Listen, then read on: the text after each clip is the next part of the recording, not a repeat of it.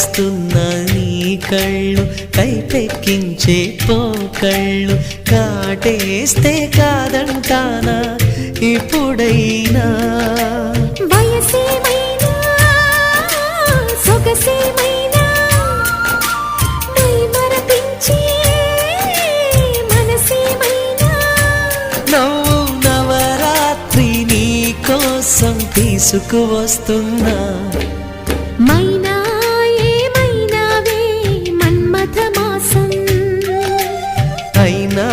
ఎంతైనా ఇది మెత్తని మోసం